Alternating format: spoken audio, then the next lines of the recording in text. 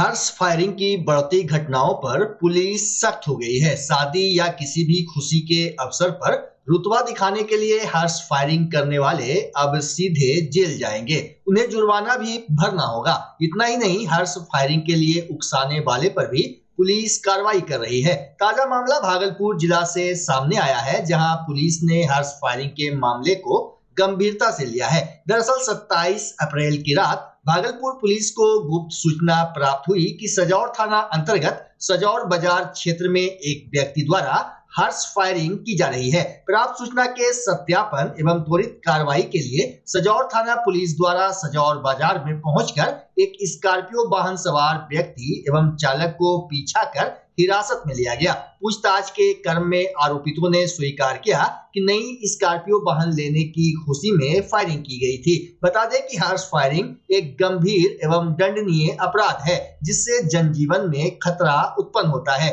City SP Shubhank Mishra ने press conference कर बताया कि पुलिस द्वारा वाहन मालिक एवं चालक को गिरफ्तार किया गया। तलाशी के क्रम में एक दुनाली गन, एक राइफल, 38 जिंदा कारतूस, 8 खोखा, एक स्कॉर्पियो वाहन बरामद की गई। साथ ही इस संबंध में सजौर थाना में सुसंगत धाराओं के अंतर्गत प्राथमिकी भी दर्ज कर ली गई है, जबकि राजीव रंजन और किशोर रंजन को गिरफ्तार कर लिया गया। वहीं भागलपुर पुलिस ने आम जनता से अपील की है कि हर्ष फायरिंग जैसे कृत्य से दूर रहें और कानून का पालन करें। ऐसा न करने पर दोषियों के विरुद्ध सख्त कार्रवाई सुनिश्चित की जाएगी। थाना प्रभारी को सूचना मिलती है कि सजौर में बाजार के आसपास कुछ व्यक्तियों द्वारा फायरिंग की गई है। वहां पर तुरंत चेस करके पकड़ा गया तो पाया गया कि एक सफ़ेद रंग की स्कॉर्पियो है, जिसमें नंबर नहीं लगा हुआ है और एकदम नई स्कॉर्पियो थी। उसमें जब छापामारी गिरफ्तारी करी गई तो उसमें दो व्यक्ति एक बंदूक और एक दुनाली और एक राइफल लेकर उसमें उपस्थित थे। उसके साथ जो ड्राइवर था, उसकी जेब से भी कुछ खोखे बरामद हुए हैं। इसमें वाहन मालिक और चालक को भेजा जा रहा है। जो दूसरी बंदूक है जो पूछताछ से सामने आया, वो उसके भाई मुकेश कुमार की है और लाइसेंस उसकी पत्नी के नाम से है। इसमें दो लोग जो गिरफ्तारी की गई, उनका नाम राजीव रंजन है, पिता का नाम हीरालाल चौरसिया है, और दूसरा जो ड्राइवर है उसका नाम है किशोर रजक, पिता का नाम है महेंद्र रंजन। इसमें जो भी बरामदगी की गई है उसमें एक दुनाली गन, एक राइफल, 38 जिंदा कारतूस हैं। इसके बाद जो फायरिंग की गई है वहाँ पर घटनास्थल पर जाकर दोबारा सर्च किया गया तो वहाँ पर 8 फायर्ड कारतूस भी बरामद हुए हैं। इन सबको जेल भेजा जा रहा है। आगे भी अब तक कार्रवाई की जाएगी। अवैध हथियार नहीं था, लाइसेंसी हथियार है। दोनों लाइसेंसी था। ये भंडारवन गांव का रहने वाला है। कोई हिस्ट्री भी है इसका? कोई अपराध नहीं, अभी तक कोई आपराधिक इतिहास सामने नहीं आया। कौन थाना क्षेत्र का सर? ये सदर थाना क्षेत्र। अच्छा, लाइसेंस जब पत्नी का लाइसेंस पति रख सकता है, तो नियम है क्या? नहीं, इसके लिए आपको कैरी करने के लिए एक अटेस्टेड वो चाहिए होता है कैरी करने के लिए, अदरवाइज आप बिना उसके कैरी नहीं।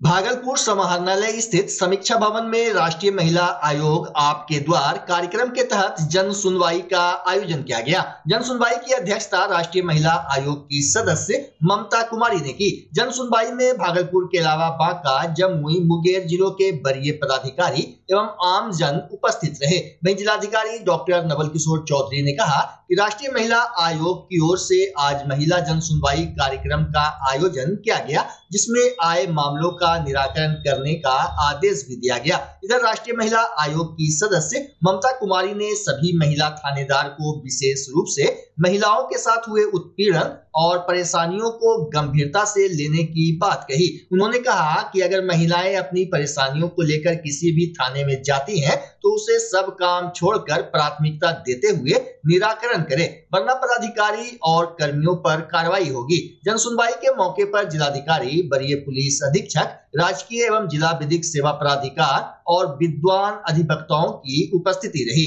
आयोग आपके द्वार कार्यक्रम के तहत आज मैं भागलपुर आई हूँ और भागलपुर में 4 डिस्ट्रिक्ट मुंगेर, बांका, जमुई, भागलपुर और साइड में इसका पड़ता है नौगछिया।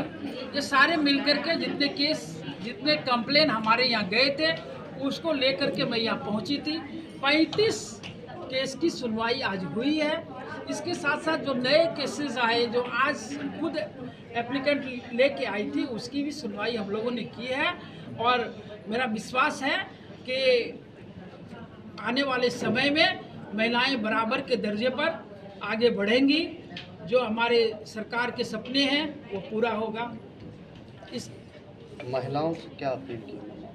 महिलाओं से मैंने अपील की है कि आप बच्चियों की शादी सक्षम होने का, पढ़ाई के रास्ते में वो पूरा करें, सबल बने शारीरिक रूप से, मानसिक रूप से, शैक्षणिक रूप से, और वो तब आप उसकी शादी की बात सोचें। कम उम्र में शादी करना एक अपराध है और ऐसा अपराध अशोभनीय है।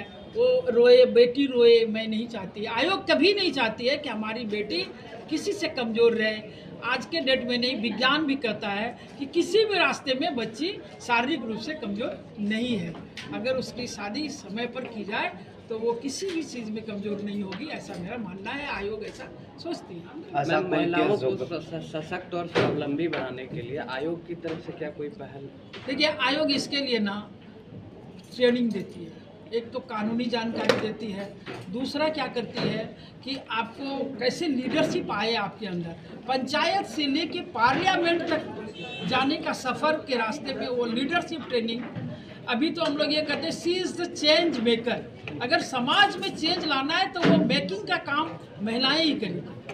वो इतनी पावरफुल है, जो घर चला सकती है वो संसार चला सकती है। इसके लिए आप देखेंगे हमारी जो वीरांगना महिलाएं, यहाँ पर आप लक्ष्मीबाई का नाम ले सकते हैं, आप अहिल्याबाई को देख लें, आप सावित्रीबाई फुले का देख लें। एक से एक महिलाएं वीरांगना जो देश के निर्माण से लेकर के राज्य निर्माण तक का काम की हैं।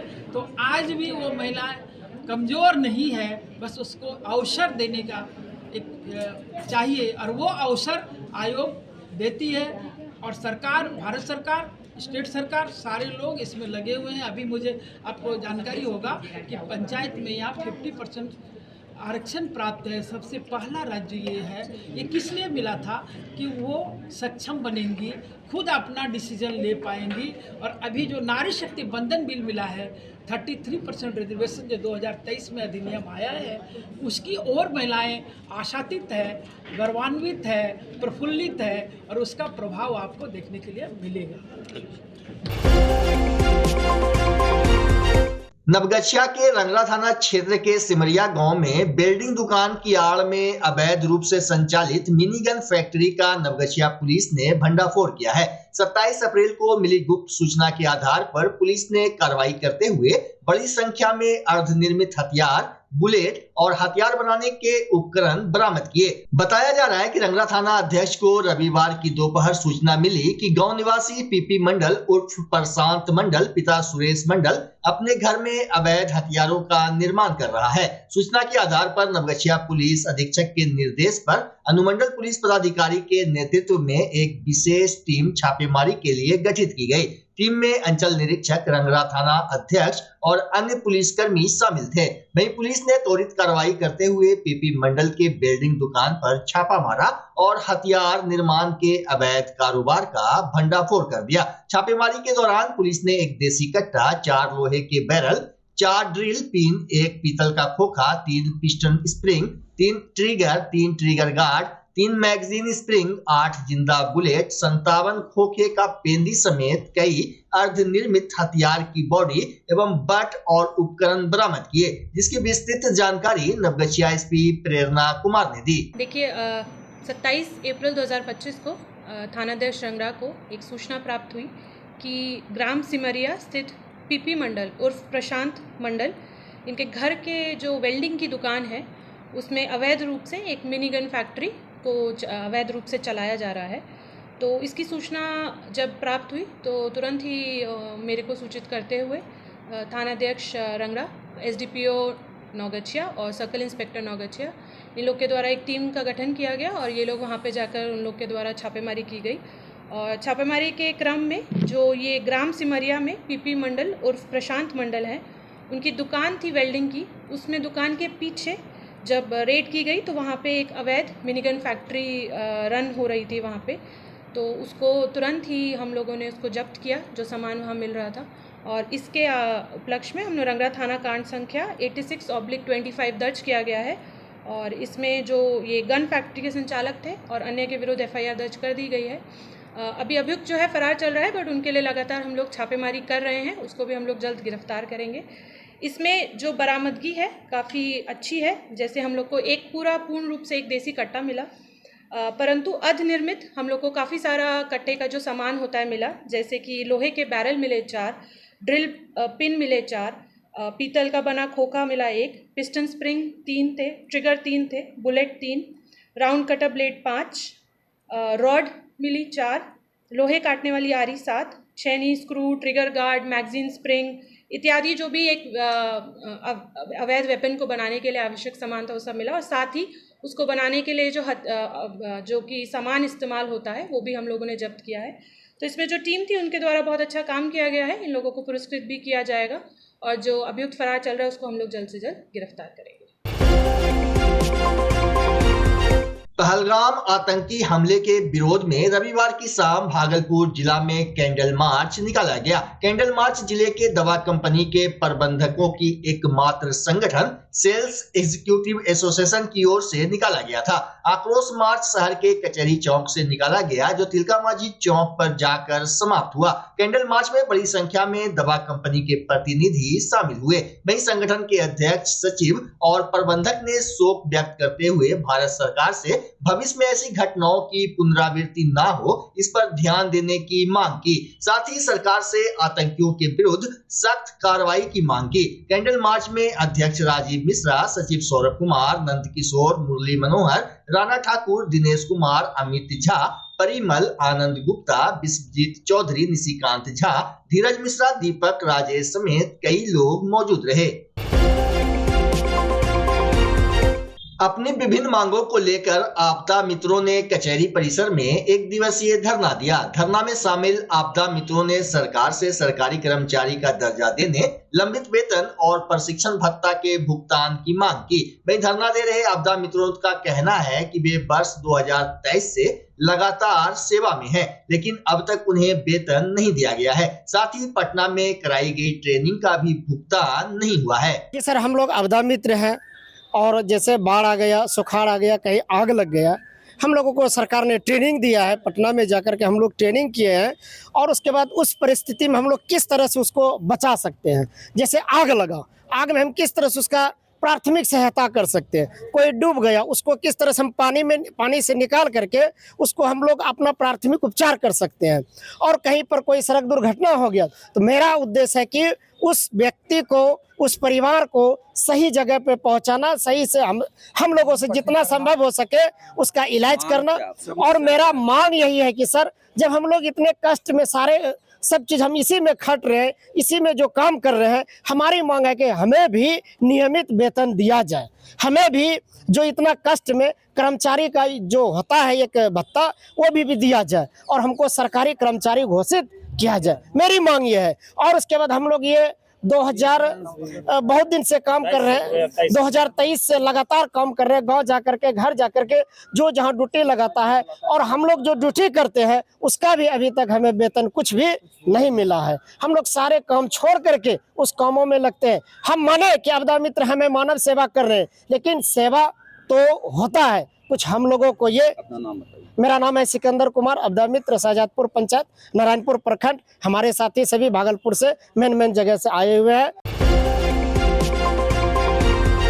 भागलपुर सुल्तानगंज थाना क्षेत्र के टॉप 10 अपराधियों में शामिल कुख्यात रंजीत यादव उर्फ कनबुच्चा को पुलिस ने गिरफ्तार कर लिया है। एसटीएफ और सुल्तानगंज थाना की संयुक्त टीम ने कार्रवाई करते हुए नाथनगर थाना क्षेत्र के करेला गांव से उसे दबोच लिया। बता दें कि रंजीत यादव पर हत्या और आर्म्स एक्ट सहित कुल 16 गंभीर मामले दर्ज थे। लंबे समय से फरार चल रहे रंजीत यादव की तलाश में पुलिस कई दिनों से प्रयास कर रही थी। गिरफ्तारी के बाद सिटी एसपी शुभांक मिश्रा ने प्रेस वार्ता कर इसकी पुष्टि की। सिटी एसपी ने बताया कि रंजीत यादव की गिरफ्तारी अपराध पर नकेल कसने की दिशा में एक बड़ी सफलता है। उनकी जो गिरफ्तारी के लिए लिस्ट, वांछितों की लिस्ट बनी हुई है, उसी लिस्ट के चलते हम लोग लगातार सूचना संकलन करते रहते हैं और छापामारी और गिरफ्तारी के लिए लगातार प्रयासरत रहते हैं।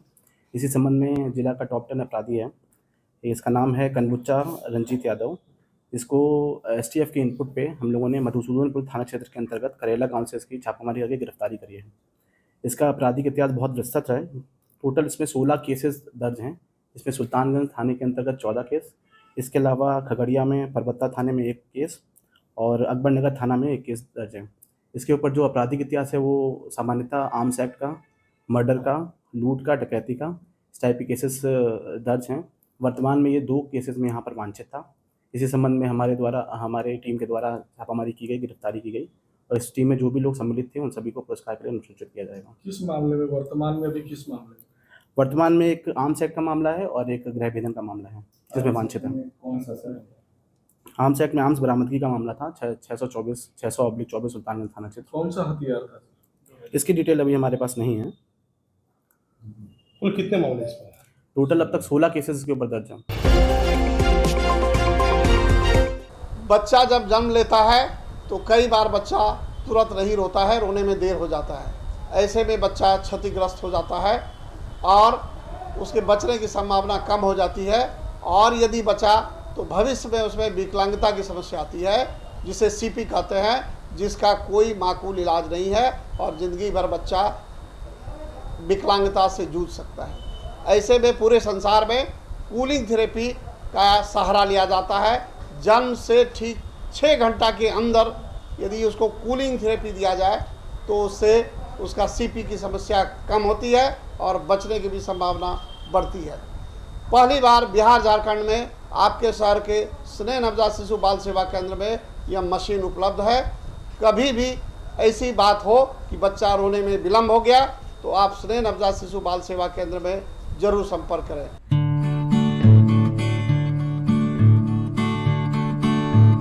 घर शिफ्ट करना हो या ऑफिस रीलोकेट करना हो, मेक माई शिफ्ट के साथ अपने सामान को सुरक्षित पहुंचाइए कहीं भी कभी भी। मेक माई शिफ्ट देते हैं residential and office relocation, long distance relocation, heavy machine shifting, packing and moving, international and intercity moving, car transportation जैसी ढेरों best services. Make my shift packers and movers. For bookings call 8298-181-018 या log on करें www.makemyshift.in। Rinku LED bulb एक बार लाओ और चलाते ही जाओ। हमारे एलईडी बल्ब्स है क्वालिटी में नंबर 1 और एनर्जी एफिशिएंट, जो रखे एनवायरनमेंट और आपके बिजली के बिल दोनों का ख्याल। रिंकू एलईडी बल्ब के साथ एनर्जी बचाओ और बिल घटाओ। ये है पावर सेविंग लाइट जो चले लंबे समय तक और रखे आपके घर को रोशन। हमारे यहाँ एलईडी लाइट्स मिलते हैं एक व्यापक रेंज में जो आपकी हर जरूरत को पूरा करेगी। लेकिन यही नहीं, हमारे एलईडी लाइट सिर्फ चमकदार नहीं बल्कि एनवायरनमेंट फ्रेंडली भी है। तो आज ही लाओ रिंकू एलईडी बल्ब और पाओ 1 साल की वारंटी का भरोसा। रिंकू एलईडी बल्ब्स, नई जनरेशन के स्मार्ट बल्ब्स। आज ही संपर्क करें 8651063786 या मेल करें rinkooledbulb@gmail.com। हमारा पता असाननपुर, भागलपुर, बिहार 812002।